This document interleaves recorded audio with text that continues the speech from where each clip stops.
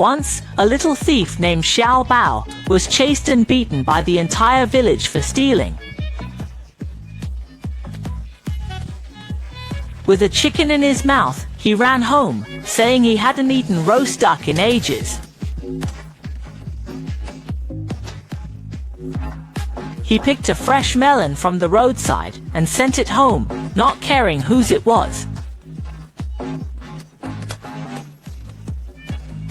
Since Xiao Bao showed up, every family in the village has had bad luck.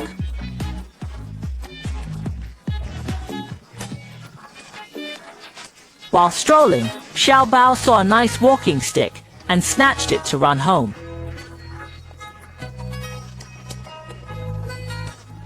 He directly snatched sugarcane from Grandma, who was leisurely eating it.